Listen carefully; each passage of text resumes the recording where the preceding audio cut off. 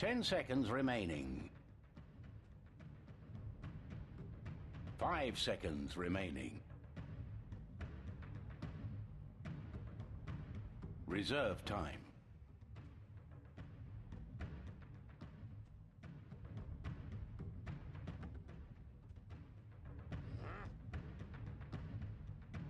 Radiant team ban. Dire team ban. Radiant team ban.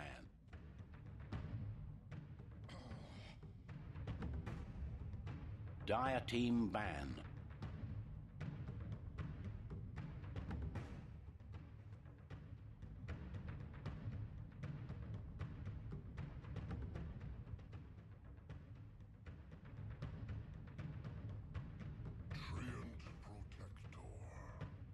Radiant team pick.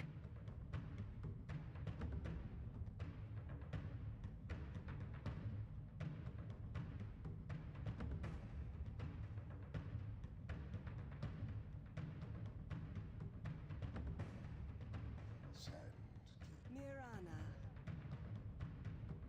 Dire team pick.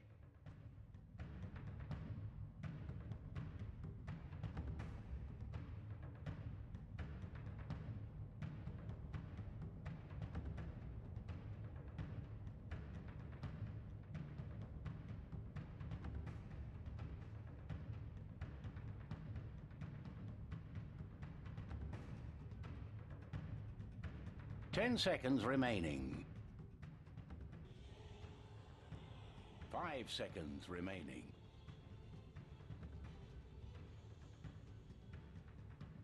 Reserve time.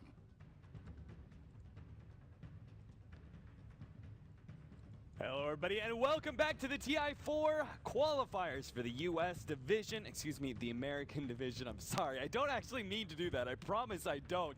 It's the American division, North and South America as well as Central America, because we have teams like this. Isurus versus CNB, one from Argentina, the other one from Brazil.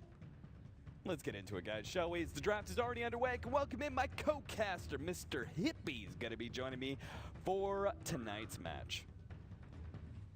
I'm pumped up, man. I love both of these teams. Isurus, I mean, CNB has been a strong contender in the American scene for quite a while now. I mean, several months rolling back, they've been very, very good. They have a lot of individual skill. They can definitely put it up in any given game. And Isurus, they just have weird drafts that I end up loving. And already, I mean, Treant is pretty standard right now, but not a lot of teams are taking the IO a lot. I'm wondering if we're going to see one of those crazy map mobility kind of IO coddle drafts that we've seen come out a couple times in recent weeks. I'm excited.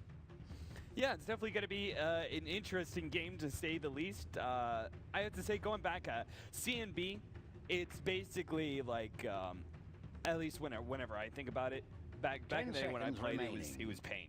Right, it was Pain Gaming. They were the best team to come out of South America, excluding Revenge, who were still, I think they were a little bit behind Pain when I was playing. I was a little bit more scared of going up against Pain, but they were pretty much the best team coming out of Brazil, that's for sure. And that was led by King RD. And I remember, like, this guy is a beast, and he's now back with this new team called CNB Esports. They've got a streaming house and everything where they're boot camping and all that sort of thing. So they've definitely done a big improvement in their game in the last, like, 3 to 4 weeks. I think they put in a lot of effort to make sure that they have a good chance of being able to make it into the top 2 so they can get that flight to Seattle. So I'm excited to see whether or not CNB is able to take down Isurus Gaming. Isurus obviously definitely the underdogs here. They're the underdogs in pretty much every single match that they go into. So, but they're definitely aware of CNB. I'm sure they scrim pretty constantly. It's pretty common for a lot of these Central and South American teams to play amongst themselves a lot, mainly because of just server issues going into the going up against the North Americans. Like, a lot of times they have to play on US East, and that's not great ping. So a lot of times the Brazilians, they like stay in their own little area, and they stay practicing up against some of the other teams, so I'm sure Isurus is one of those teams. But we got a lot to talk about in the draft here. We had a bunch of bans: Batrider, Nagasire, and Shadow Demon. Centaur being banned away by Isurus, while the Lycan, Invoker, Storm Spirit, as well as the Morphling was banned out by CNB. Now CNB went for the Sand King Mirana pickup, that 1-2 punch, so not going for the Shadow Demon, getting a little bit greedier with the Sand King pickup, and now wrapping that up with the Disruptor. So you see what their tri-lane's going to be. Well, Isurus, they picked up 2 of their supports so far in the Trim Protector as well as the Wisp. I'm surprised that Disruptor made it through the second ban phase from Isurus, because you can't TP a Wisp anywhere near a Disruptor, period. Right. I mean, he's going to get immediately ported back, and they're just going to kill whoever you brought in. Or you port back the carry, and all it is a Wisp. Either way, you've done something horribly wrong, and that means not only can you not TP to gank Disruptor, if he's not on the map, you can't port to gank anyone without a huge risk. So just having that hero in your lineup and doing a Glimpse build, like especially a Max Glimpse where he can get at you from, what is it, 1800 range? It's something ridiculous. It's a huge threat anytime he's not visible. So unless you have godlike warding all over the map, and that's a limited resource, just letting him onto the other team has already curtailed the possibilities of your Wisp draft. Yeah, I really like the Disruptor pickup is definitely going to be really strong for CNB. It's really dangerous to be running a Wisp up against that, so you're right. I'm surprised that was not banned away. But at the same time, I love the Train Protector Wisp combo too much. That is just such a powerhouse, and Evil Geniuses have been running it left, right, and center. It's just been dominating teams, and it's one of those really versatile lineups that you can run aggressive, you can run defensive, you can run dual lanes. You have so many options available with just these 2 supports. And it used to be you would think about these 2 and just be like, oh, that's mega passive, that's mega defensive. But honestly, the Train Protector, the movement speed he's granted mixed in with the Leech Seed slow and also his right click damage, when a Wisp tethers onto him, he's enough damage to make up for any lack thereof coming out from the Wisp. We're going to see the Puck and Gyrocopter picked up by Isurus Gaming, so getting the Initiator as well as their carry.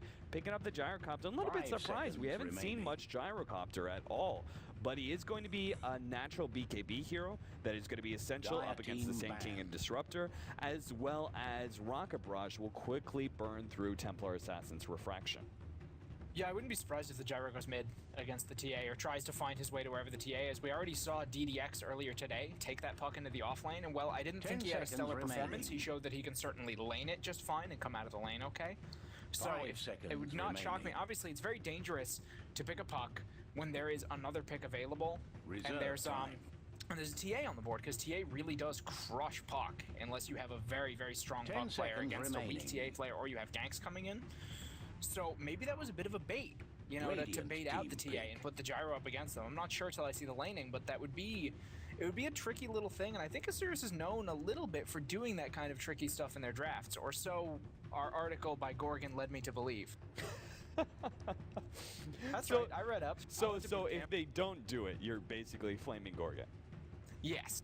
Well done. I'm covering my own ass and flaming Gorgon at the same time. Exactly. You set yourself up there very nicely. So you're not going to get all the fame and success if they do, Isurus do what you want them to. But at the same time, you're saving yourself from failure. So I'm just not big on really risking myself completely in that free market environment. I had somebody tweet me, actually, some anti-capitalist stuff earlier. I don't think he really got that it was sarcasm when I told him he changed my whole entire outlook on life with a picture. I just don't really get it. Like, I'll show him with this picture, and it's like, oh, you got me, damn it! I changed my whole entire outlook now just because you sent me that one picture. What have you done? Look, if a picture on the internet can't have that kind of impact on someone, why are we even here? I don't know. Let's just break it all down. Let's break it all down, man. Internet's over. We're done. We're done for.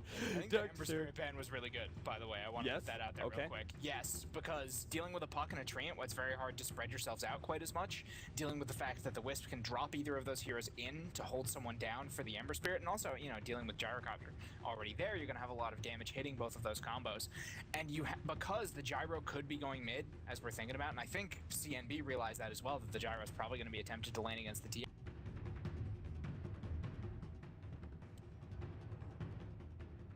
Stalker a tree, gets a good initiation, is deadly.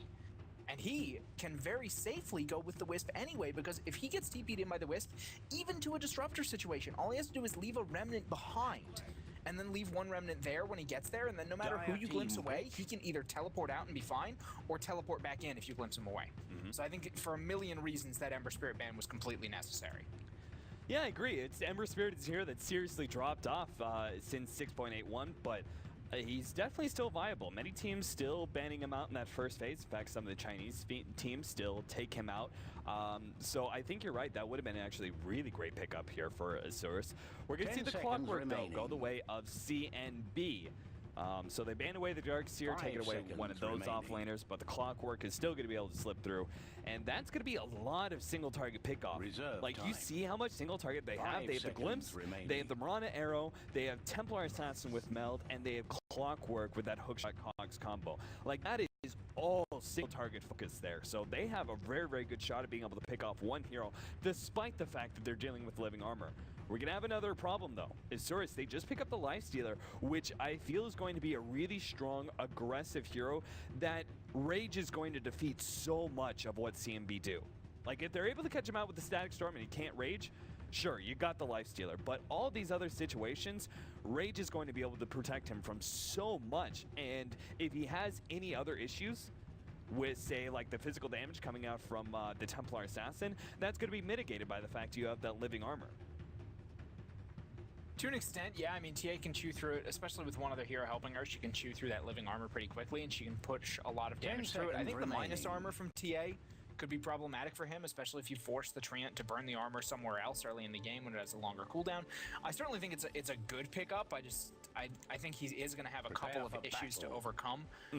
I do think that the Darkseer ban, just very quickly, was also one of those 100% necessary things, because there's just too much ridiculous stuff you could do with a good vacuum on CNB. Oh yeah, the vacuum disruptor combo by itself is threatening as any black hole. You know, it's just one of those big team fight maneuvers that just completely upsets everything you had planned. Right now, we are having a bit of invasion, and with that extra movement speed, man, a tree is so damn scary. When he's got this tether, arrow does land on the gyrocopter in the back. Getting close enough does get the lead seed going out, but Peter's just going at it right now. He really wants to have this fight, but unfortunately, the rest of his team was not really backing him up, and that's going to be 140 mana used for not really anything. It looks like they're going to be running an aggressive tri-lane here. I'm not too surprised, but this ward kind of seals the deal there. Again, not blocking out the pull, but only giving yourself vision should mean you're running an aggro try. Yeah, it's going to be... And they're switching up their players a little bit, because it was Zerto on the Nyx Assassin who had gone mid for them in the previous match we just saw in fullback playing the carry. So, obviously... are they going to throw DDX in the safe lane? The Treant and everyone are rotating too. I have no idea. Are they offlaning a Lifestealer? Maybe. That's going to be really awkward. Yeah, that is going to be really awkward. I agree. I don't really like it either. Oh, at the same time, I actually didn't realize this ward was past this tree line. So he will be able to get some vision up into this area. So it is actually a decent offlane ward. Normally, if you have some sort of offlaner, you need vision of this area over here. So in order to catch out those kind of rotations from the supports, that ward does still see that single beam of light that's going to be able to catch out those kind of rotations. So it's still going to be a good offlane ward in general, to be able to see the Sand King when he's obviously going to be stacking and pulling and doing that sort of thing, but occasionally he may go and try and gank up the Lifestealer, and really that's their only hope. They need that instant Son of Burrow Strike in order to catch out the Lifestealer. Otherwise, he's just going to rage through everything that CNB have to throw at him. Well, but even against like a double range, so you're going to have Disruptor pulling, right? Probably. You're going to have the Mirana soloing against the Lifestealer, which is a perfectly viable thing for her to do. You're going to have Sand King just farming the jungle. So you have two supports that are going to get a lot of farm because Lifestealer can't put on enough pressure for it to matter. And then... Hold on a moment. The Skype is freaking out and I need to fix something. I think it may be because I added Nahaz. Nahaz apparently couldn't hear us in Dota TV for whatever reason. And I actually flipped the switch and made sure we were still actually broadcasting. So Dota TV seems to be working fine, but for whatever reason, Nahaz was having an issue. And I think that might be why Skype just kind of freaked out a little bit. Yeah, when you add people to call, it messes with toggle mute, which I use for my push to toggle. That's all. I fixed it. At least we were in a pause, so it's no big deal. What was I saying? Gotcha. Oh, the supports are going to get like a whole lot of free farm over in this jungle. I mean, the Disruptor can clear stacks just fine with Thunderstrike if he wants to. And on top of that, he can get the pull experience. The Sand King will be clearing with Sandstorm. So I feel like you'll have an over-leveled support pair to deal with, and I don't think the Lifestealer is going to get enough out of the off-lane to make that worth it. So I'm already very trepidatious about this laning decision from Isurus. I am too, but at least they should be well set up to win their other two lanes here, because they're going to have the Gyro and Wisp going up against the Templar Assassin, which is already a favorable matchup for the Gyro, but you include the Wisp and makes it even easier. And then on top of that, you have DDX, who's going to be top lane with Papita here. This is a little bit odd, but again, the Treant Protector should be strong enough to be able to put Clockwork on his toes. 40R already taken tons of damage from that rocket barrage, and that's exactly why they picked up that gyrocopter and just dominate that T8. So all right, for cluing me into the fact that Isurus is a little tricky with their drafts, because it was a bait. I mean, that puck was such a bait to get them to pick the TA. That's what I think. Alternatively, it wasn't a bait and they just made a really, really good response and said, okay, we'll do this. But I mean, the TA is not going to get much out of this middle lane. No, although with the lane positioning she's getting, she can do something. Yeah, she's getting some right now, but she's definitely taken a lot of harassment in the process. At the same time, though, this kind of odd dual lane, not really working out. Finally, the Treant Protector is able to force the Clockwork back into at least using a health potion. Lifestealer has been forced to go jungle, and at the same time, right as he goes to jungle and starts committing to that one, we do have a little bit of push coming out from CNB, so I'm still a little bit surprised here that they're running this whole Puck and Treant Protector. I figured they would have run with the Lifestealer, but Puck is obviously going to be a little bit better up against the Clockwork, and Puck also has issues up against the Disruptor. Well, I just don't get why Tree is in the lane at all. Why isn't he just doing Pulse? Like, we've already seen the DDX can play a perfectly good Puck against Clockwork, and he does fine. Like, he did fine against IX Mike in the match earlier today, and IX Mike is an excellent Clockwork. So he could probably hold his own against Tava right here. I mean, you can see him doing pretty well. So why isn't Tree letting him get all the solo XP? Now he's moving to pull, but that's 2 minutes of XP you were just leeching. It's just an odd choice. I don't know. Yeah, I agree. I completely agree. It is very odd, but hopefully he's going to start pulling now, as he can get some double pulls off. We do have the Invis Room being picked up by Ned. He's going to go in on this Wisp. They actually have enough damage here. There goes the Tether, giving him that extra bit of movement speed, and look at all that damage. 40R is actually in a bit of trouble here. He's being chased down, but fullback could not quite get those last couple of hits needed. And this is really where we need to see that fast bottle up for the Wisp.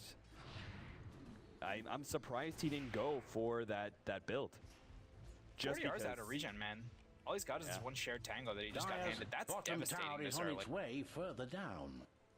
Really is. They may have to have like the Sand King come in and take over the lane, because he doesn't have a bottle yet. In fact, he's bringing himself a healing salve. Ned is bringing it to himself, and he's probably going to pass that one off to 40R here. So no fast bottle coming out from the Templar Assassins. Just too much pressure being laid down. I feel like they could put so much extra pressure if the Wisp had gone for the fast bottle. Well, he just got it.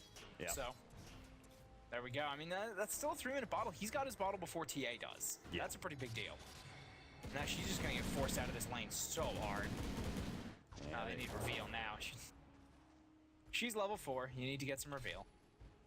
But at the same time, I mean, you buy one dust and TA just can't hang out in lane anymore without somebody backing her up. Well, this next couple minutes going to be crucial then for the Templar Assassin, whether or not she's going to be able to survive the laning phase, or whether or not she's going to get bullied out real early. We do have the Wisp, who's doing normal Wisp things at this point in time. When you play a dual lane mid like this, you oftentimes are going to be stacking up that hard camp uninvited guests just to get yourself a little bit of extra farm a little later into the game. And besides, fullback is playing a gyrocopter here. You're going to be maxing out flat cannon anyway, so you're going to be able to have plenty of opportunities to be able to farm up stacks like that. Rock it on. Yeah, especially because if he feels like he needs to fall back into a very farm-oriented build after winning the lane, he's perfectly able to do so. You know, he can pick up Helm of the Dominator, he can just fall back and start clearing camps, or he can go for an early fighting build. Even though Gyro is kind of not the strongest hero right now, I still appreciate the level of versatility the hero has in his build options, because he can really build into whatever you need at the moment. Very much a jack-of-all-trades carry. Getting a little bit of extra damage on 40R and forces him back once again. You're right, the sentry being placed down. very, very far forward. They want as much vision near that tower as possible without giving up the actual ward. Meanwhile, the tier 1 tower at bottom is getting pretty low as CNB have pushed that one in once again, knowing that the Lifestealer is not going to be there to try and contest at all. Dire's bottom tower is under attack. Living Armor will help delay this push, but in the end, this tower should still go down. Fearsome Dire Lifestealer's just gone full jungle. He's not even worrying about being in the bottom lane is on its way further down. Which, I mean, I can't really blame him because I figure he'll get so much more out of the jungle, and it's not like he would have been denying anything. So I think that's actually a very, very good decision. Now he'll actually have some farm in the mid game, maybe have, you know, some decent boots, be halfway to an item.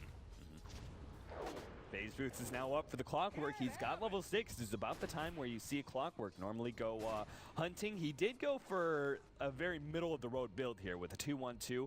Got the extra level of Rocket Flare probably early on when he was dealing a lot with the tree harassment, so he could pick up some CS, but is probably now going to be start maxing out the battery assault, so he actually has more damage. Needs that maxed out battery assault up against some of these heroes like Gyrocopter, mainly because of the Train Protector and that Living Armor. Like, he needs as much damage as possible because he's not guaranteed to hookshot lock somebody in the cogs and get that kill, all because of the presence of Living Armor. It's just such a hard ability for those kind of single target pick-off oriented heroes in order to actually get those kills, just because the Living Armor just adds in that extra bit of survivability that makes your job all the more difficult. And Clockwork chips away at it decently once Battery Assault has some levels into it, but at the same time, it's definitely going to be a frustrating thing for people to get through, and it's going to be very, very nice dealing with those ganks. Oh, he doesn't quite get what he wants. Oh, the tether already went used there, and that means Wiz has no escape mechanism. Used it real early, and the first blood does go the way of Net. 40R, though, he's getting caught out. Good cogs usage, though. Protects 40R completely there with that one, pushing back the Lifestealer. And with no extra vision, he will be able to walk himself away, and it looks like he survived it, man. I'm going to say, like, you're now level 6. Sure that you're still in a little bit of danger here, but honestly, the biggest threat of this lane was more in that level 4, level 5 area. I feel for now on, Templar Assassin, I think you can call this lane a win for TA. As much as you can 1v2 scenario, I think you can call it a win. Well, yeah, I mean, she didn't die. Her CS isn't bad. She's 21 and 12 compared to a 35 and 11 Gyrocopters. Like, maybe 2/3 of the CS against a 1v2. And against a 1v2 that's really unfavorable, yeah, 40R has done brilliantly here. He's about to have FaZe Boots or Treads, whichever ones he wants. Oh, here comes the initiation, though. They've got the sentry there. They're chipping through. Is he going to get out? He's out of range of the sentry. He could melt if he wants to. Yeah, he just went for the whiff. Yeah, he's going to turn around, gets the melt strike, couple of right clicks, and easily seals the deals once again. I feel like this tether play coming out from Isurus, this whiz play is not really the greatest. Oh no, they're going to get a second one, fullback, brought back in by the glimpse, and double kill going the way of 40R. Well, now you just definitely won your lane, and on top of that, CNB, that's not really where it ends, because we now have a Blink Dagger being picked up 8 minutes in by our Sand King. Our Lifestealer for Isurus is really underfarmed right now because he's full-time jungle, and you are not a very good jungling hero. So there's very, very few upsides here for Isurus. TA's blink rushing too, and that's going to be absolutely devastating. As soon as both the TA and the Sand King have a blink, they can just blow up anyone they want to. Nobody on that team will live through that, Living Armor or not. Especially someone like a Lifestealer who's largely going to be relying on Rage and Magic Immunity. You get the initial stun, the Blink stun coming out from the Sand King, right? And then you just have the TA blink in and blow him up with physical. What is he going to do against that? Even with Living Armor, I don't think he lives through that. Yeah, the FaZe Boots being picked up by King RT, this is, like, even if he is bottom, like, he should be alright, but the constant harassment coming out from FaZe Boots is so difficult for him to deal with. They have to constantly give him Living Armor just to be able to keep him relatively healthy in this lane. Yeah, I mean, it's a frustrating situation all around from Isurus. I mean, the Lifestealer, very, very inefficient. I mean, if they'd gone, oh, there's the blink in. There's the arrow, gonna get the stun off the epicenter coming out. He's gonna pop the rage and get the invest. That was completely gone. He's gonna pop out for the full life, and he's just gonna run away. That was, why? The epicenter, he knew that the stun would be over. Yeah, honestly, like that short range arrow, you weren't going to have a long stun duration there in order to get a lot of magic damage. Maybe he figured he would just get in like the 1 or 2 extra pulses that you need to be able to finish off the Lifestealer before he infests, but at the same time, like, I think you could have done almost as much, if not more damage with just straight right clicks. Like, you would have gone in 2, maybe 3 right clicks during that time rather than epicentering. You would have done enough damage, I think, to kill the lifestealer. Yeah, he was at, like, what, 80, 100 life when he infested? He was very, very low. And just iffy call by CNB, and now they lost the epicenter as well. Mirana ult used, though. Oh, here's the ult go off, immediate rage TP. He thinks they might be going in on him, but it looks like top lane is the goal, but they are also intelligently backing up. Good counterplay by Isurus. They noticed somewhere on the map that the Mirana ult went off, and everybody got to safety immediately. Yeah, and the Wisp, who was pulling back this middle push, is about to pick up level 6. Like, he's safely getting levels now, and we don't have like a really big relocate hero, but it's still just that added factor that you have to consider. Now, I think it's the tree, honestly. I think the tree is your biggest relocate hero because you can drop an overgrowth on any fight. And it's such a low cooldown ability. It's always going to be up when Wisp is around. And also, I mean, because you can have I mean, Gyrocopter is actually pretty decent because if you take him in, he chases really, really well with the Rocket Barrage. But you can take anyone you want and have the Life Stealer as well. That's another one of the big things. Tower is under attack. Well, DDX, he's trying to get his Blink Dagger right now. He's sitting at 1,500 gold. And he's getting close, but there's not many places for him to farm right now. Most of these arrows are already being farmed up by some other hero. So he's going to go back to the middle lane, maybe take over the Wisp. Bottom lane, King RD just continues the farm game, man. It looks like he's going to be picking up a Maelstrom next for his item. Already has Phase Boots drums as well as a Ring of Bacillus. And to jump in, they get the Burrow Strike, follow up arrow. Oh, there goes that silence. Doing a lot of work there. The glimpse back into the silence as well, just to make sure they get the kill. They do have the relocate coming out, but it's way too late in order to do anything here with it. Do it with flair. And, Dyer's bottom tower is on its way. They didn't want to relocate down. into the Static Storm, obviously, but still, they could have tried to position behind it. Maybe they just weren't in position when the initiation went up. Unfortunate, though, because they probably could have gotten a big turnaround if they dropped him in at the right time and gotten the call down. People were grouped up for CNB. It would have been a lot of damage. Yeah, they really were. CNB, now they have that matchup they were looking for. They have the Templar Assassin going up against the Puck with double damage rune, and he's just beating on this tower as much as he can. Top lane looks like they're going to be able to find a Clockwork who tries to teleport away, but he's not going to get out in time. 4-1, 12 minutes in. Let's take a look at that gold lead, actually. The 4,000 gold lead for CNB and about a 3,000 experience lead. Not a big surprise considering the big number of kills on CNB right now. They just demolished that middle lane that should have won for Isurus. Rage forced on the Lifestealer, but nothing really to take advantage of it, unfortunately. No one in position if there was to be a kinetic field landed. There's already an earn on the Disruptor, though. That's not bad. You know, Boots earn Wand, as well as having money for wards and consumables at 13 minutes. This Disruptor's been doing fine for himself with those pulls. And as we mentioned, you know, the Sand King has been glorious. He's got the Blink very, very early. I still feel like CNB are in a very strong spot. Although, Dyer's if they middle tower is dawdle under too attack. long, I mean, the Gyrocopter and the Lifestealer are much, much stronger in the late game than anything CNB brings to the table. Dyer's middle tower is under fire. At least Finally. I feel they are.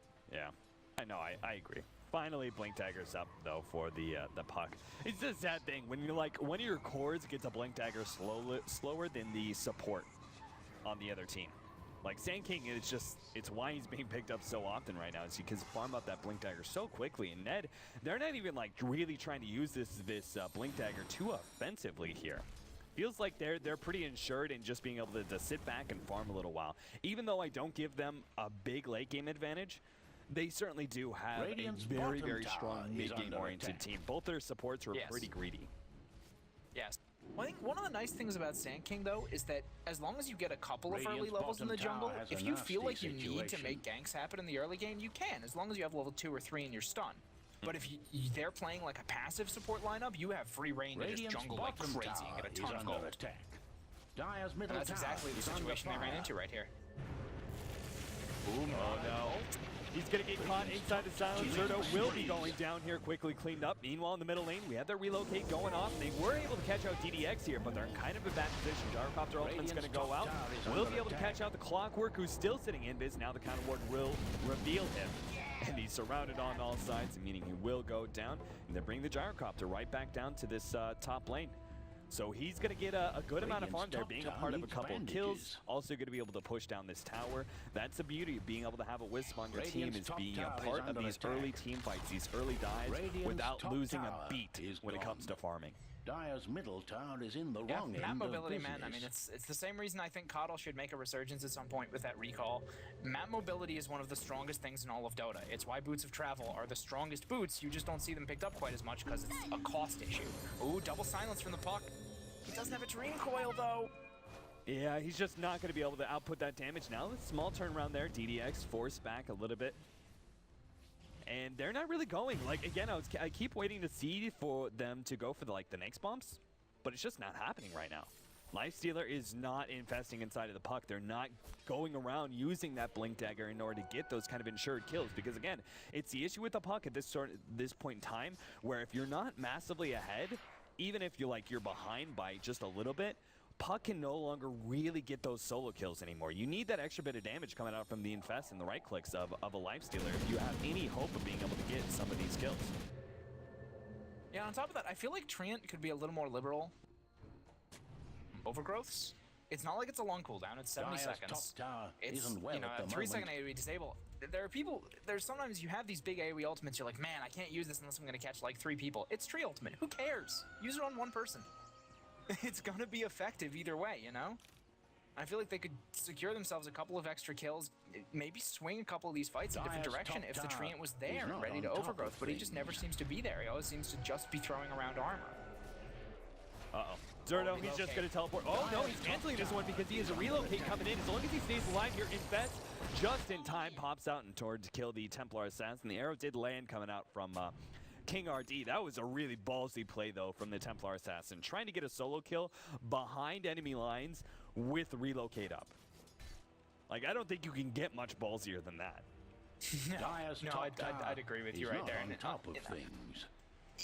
You'd think, and you know they're gonna have seen you come in. You know they have a ward right there. It's not like they're not gonna. If you're crossing the top river, tower you've probably isn't been well at spotted the at this moment. point in the game, because so much of the ward coverage is gonna be focused on those river paths when these T1s are still up.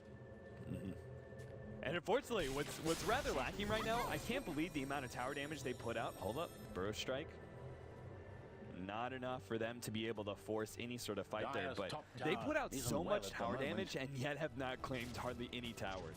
This living armor is just destroying them because they're not making any sort of concerted Dire's effort top to take these tower is towers. They're under not attack. grouping up and committing multiple heroes in order to force a tower down.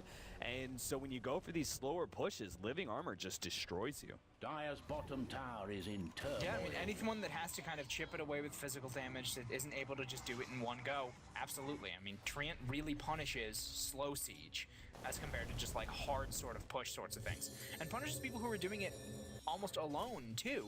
Because you don't have as many hits to clear off that living Dire's armor. You top have to tower make those kind of is not concerted on 5-man top out. of things.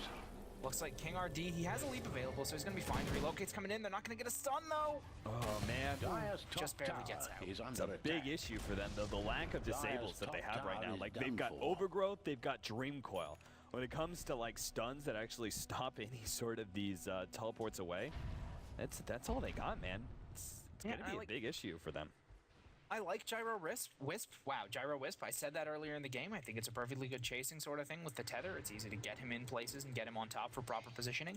But I think you can Dire's take top advantage of tower more than one is hero. not on top of Use the things. tree. You're not using this ultimate. Are they finally going to cast it? They're still holding on to it. They're gonna rely. They Dire's got enough top damage. tower isn't Yeah. well at the moment. Oof. But I mean, that's you know what, 4 heroes rotated in for that, just for your TA. And your Lifestealer, maybe he's going to get ganked up in the bottom lane right now. This Static Storm ready. There goes the Rage. Turns around, he's just going to go ahead and find Infest inside of the range creep. That's not really what he wants here because the range creep is still going to go down here. And if he's smart, Static Storm goes out, he doesn't catch him in time. And that means Zerto should be able to walk himself away. He's got Armlet to be able to toggle out a little bit. He's going to come back. Good arrow going out. Can he actually get the Armlet toggling? Not enough. There's just too much damage with all the lightning procs going down. He will end up falling. But I felt like that could have been a little bit better executed from CNB. That should have been no possible way out for the Lifestealer. Just made a couple of small errors there, especially like the Static Storm not being thrown down earlier. Like when you had the Lifestealer infested inside that range creep, you're like, you know he's going to pop out. because that creep's going to die soon. Is under attack. I think part of the reason he was holding on to the pop-out for so long, I mean, he wanted the hit points on the one hand from the max HP, but at the same time, he was trying to bait that static storm, and I think that's why Baga was holding on to it, because if he drops it early, there's a few more seconds where he can wait for his rage to cool down inside the creep before it actually dies. So I can kind of get where that was going.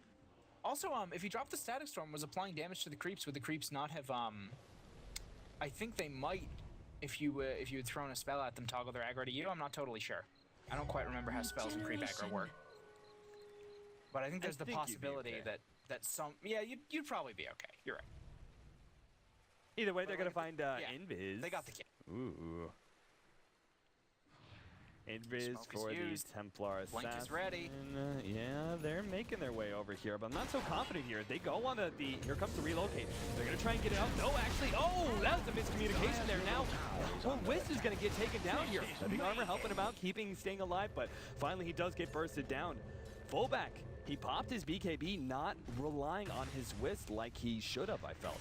That Whis could have just sat back and thrown down the relocate, and then tethered in at the right moment, but instead he pops the BKB and doesn't really get much out of it. They got the clockwork, but that was still one of the big charges being used. 40R being focused down by Lifestealer. Now the overgrowth goes out, but they're in kind of a precarious position here. They don't have Drink Hold. Great static storm being used. Now the follow-up is still holding in Zerto. He doesn't have a rage for a little bit longer, copping a good amount of damage. He does have an Infest though. He's turning on 40R, stunned up. He needs to get off this Infest. Silence goes out, and just in time he infests and pops the armlet. Pops back out and will be kept alive. That was a good little engagement there for Isurus. Well played by the Lifestealer. Wasn't confident that he was going to be able to survive through that, but he pushed that Infest to the very, very limits there. Got the most damage he could onto CNB before jumping away. Yeah, dodged exactly the damage he needed to, and got the pop out, got that little bit of Infest damage, and now off this they might even get a tower. They got a lot of pressure to apply right here. And there's a cooldown on that static storm, so they don't even need to worry about that coming out. And now it looks like they'll just chip it away to half and then back off. Oh, the glimpse coming back in onto Pop. Capita! It's always an issue when you go in for those kind of pushes. You're going to get picked off. Oh, completely whiffing the hook shot, though. I mean, you always have to consider, of course, if the disruptor's there. You're completely right. If I back up, am I going to get glimpsed? The answer is probably yes. Nice two-man silent. Coil available, dropped on 2. Oh no, the arrow landed on fullback. He didn't pop his BKB in time. Now he's going to be stunned up. He's taken down. And there goes a lot of the damage. They still have the Lifestealer coming in. Looks like Tavo will go down as well as that Sand King. They get the double kill for the Wisp, surprisingly enough, but the rest of the heroes should be able to get out 40R, blowing a drum charge just to be able to make sure they got themselves away. What's interesting is it seems like even when CNB starts a fight pretty solidly, I mean, so you had the initiation from Isurus was initially good, but they blew up fullback before anything could happen. Oh no, the static storm! They're catching out 2 of these heroes. Papita's gonna go down. Maybe Zerto will be able to get himself out. He's gonna have to do some toggling. Can't invest in time. And he gets picked off. Now the Wisp may go down as well. Trying to get some distance. Relocate actually going down. But he's gonna be in some trouble when he comes back. He may not even have that haste rune. DDX was able to get himself away, but this Wisp is going to be coming back. Oh, he's going to bring the Gyrocopter with him. Middle tower is in the wrong end of business. I'm not sure that was the best decision. Oh, he's got the BKB this time. The damage coming out on the King RD. The ultimate's going to go down, hitting on the 40R, but getting mostly blocked by the refraction. Missile is going to stop King RD's damage for a sec. The epicenter's coming in on the back. Fullback gets destroyed. Why did he think he should bring him back into that? He knew they were waiting, man. I don't know. Get it. They had no other heroes to be able to jump in with that. That was the big problem for me. I was like, you already had DDX, who was forced down to this side, right? So he was going to take a while to get there. But even then, like, he didn't have his Dream Coil up, I believe, at the time. He used it in that middle fight earlier. So it was probably still on cooldown. The rest of your heroes weren't going to be there. So why they tried to force like a 2v4, 2v5 scenario here is completely beyond me.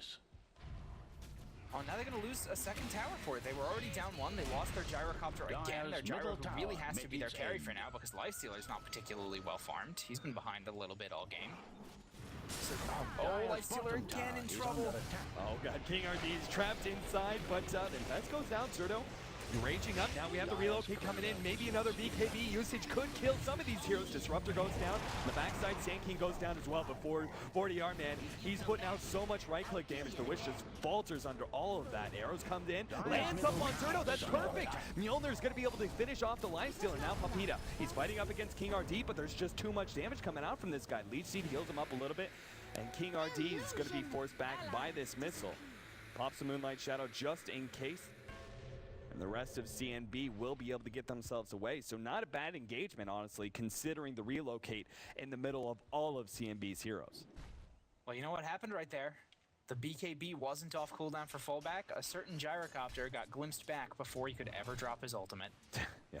That's the problem. They didn't ban that disruptor, man. If only he had the BKB, they could have picked if he up had the like BKB, it would have been fine. Picked up like one more hero there, but it's just like you don't want to be using your BKB charge just to deal with one support hero. Well, I think if they'd had the BKB, so they traded pretty evenly even without the gyrocopter, because it was a really good reinitiation from Isurus. They positioned it pretty well overall. So they traded 2 for 2. If he had been in there and gotten off that ultimate, had his flat cannon running, I think that would have been a rout. I think it would have been like a 1 for 4. Because I think they could have chased people down. Look at bottom. Epicenter's going to go down. They get the burrow strike. The follow-up arrow will be able to go in just in time. The creep died right as the arrow passed through and ended up landing on the lifestealer, getting a quick, easy pickup. Once again, CNB just kind of destroying this lifestealer left, right, and center. Now going to be able to push in tier 2. Finds another pickoff here. Goes on fullback. He does have a BKB. He's going to be forced to use it here possibly as the melt strike goes out. Doesn't pop it just yet. Now Starstorm. Oh, the arrow landed on the whip. Didn't even notice that one. Fullback now pops his BK, but it's too late. The straight right-click damage coming out from this Templar Assassin is too strong, and the Treant Protector is also going to go down towards the end of the fight. 4 heroes go down for nothing for CNB. They blew like an Epicenter and a Static Storm. Like, they used some ultimates, but well worth everything. Now they're going to be able to take a tier 2, and CNB just fully in control this game now. Yeah, absolutely. I'd say 3 minutes ago, I wouldn't be able to tell you who was ahead. I would say that CNB maybe had a little bit of an edge, but it was very, very close. After the past 2-3 minutes of team fights, completely different story. The lifestealer's still getting crushed as hard as he ever was. The gyro has been dying constantly for the past few minutes. He hasn't picked up any new items since that BKB. He gets 1,600 gold, but what's he going to get out of that? And you know, on the other side of things, you have a Mirana who has a Mjolnir and Eagle Song drums and phase boots. She's so much more powerful right now. She's got a 5,000 gold advantage on that gyrocopter. And while Gyro is better, of course, at applying damage to the whole team, if the Mirana's that far ahead, she's just going to rip through people. Yeah. Now Aegis, too. Like. Another situation where the really strong presence of all that physical damage going into the mid game up against some of these squishier heroes like Gyrocopter. Like, he can't do anything about this Templar Assassin until he picks up a Butterfly. If he goes a Butterfly here, Miran is so far ahead that she'll probably be able to finish up MKB before or possibly slightly after the Butterfly is picked up by the Gyrocopter. So like this is just like a no-win scenario for the Gyrocopter when you're behind like this. Gyro is very much a carry who operates from ahead, but CNB picked a similar lineup that also took early advantage. And it felt like it just came down to maybe some of the supports and also the offlaner just could not make the same number of plays that CNB could with their heroes. I mean, you compare a Wisp, like, yeah, you're a good playmaking hero with another hero. Treant Protector, also another great playmaking hero with others around him with the overgrowth and everything else. But CNB had a lot more just individual nuking power coming out from each support, whether it's the Static Storm from the Disruptor or Sand King's Epicenter. There was just so much more they could do with these supports.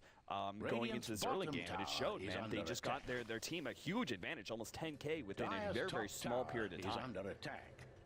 I want to say, I don't think the tree has been utilized to its full effectiveness. I've seen very few good overgrowths. I mean, they're being dropped in team fights now, but I think they could have been so much more aggressive with that. It picked off the Wisp at bottom lane as they teleported in, and Gyrocopter forced to use the BKB. At the same time, they're trying to force an engagement here, but they're going to lose both of these engagements. DDX already out of it. Arrow skims by Papita, but he's still going to fall here. He just needs a lightning proc, gets it at the end. Aegis was being blown for that one. Fullback, though, already on his way out. He's going to be slowed up a little bit more, but 40R doesn't go for the finishing move there. They're just going to go ahead, back up, go for the Lifestealer, who's currently being chased down by the Disruptor. He's going to have to arm lift toggle his way to victory again, but it's just no way. He's surrounded on all sides. Another 4 heroes go down for Isurus, and really nothing big being used by CNB again. This is top racks. Top tower is already dead. Dire's top tower. There's 20 seconds before destroyed. 2 of their big playmakers are up. 35 seconds before Lifestealer is up. This might be rolling into game, man. I mean, CNB just took command and control about 7 minutes ago, and just from there rolled completely. Arrow going to be able to line up on the Wisp. Quick, easy kill for them. Another pickoff, and Isurus may just call it GG here. As they not just only like lost their top racks, but they also lost a hero pointlessly. Like, the Wisp is now done for another 30 seconds. CNB just extended their pushing time for another 20 seconds at least. Thanks. Like, you need all 5. Is under fire. Oh, good silence going out. Silent. It's still like they can't do anything. They have no follow-up off of that small bit of magic damage they throw out. Yeah, I mean, the Gyrocopter ultimate is going to be able to push them back just a little bit, but at the same time, wasn't the most picked hero at TI3 Gyrocopter? I think it was. That sounds about right. I think it's Gyrocopter. That sounds about right. Hope I didn't ruin it for Chad. Gyro Sorry, for guys. days. Maybe Lifestealer? Felt like we were seeing Lifestealer and Gyrocopter constantly. King RD, oh, good phase shift. Perfectly timed there from DDX. It's sad, though, because he couldn't quite finish off King RD. Leaps away at the perfect time. Now the Moonlight Shadow goes down. DDX, he has to try and guess here with a blink and an orb. That's his only hope of being on that. Orb goes out. Not going to be able to get it.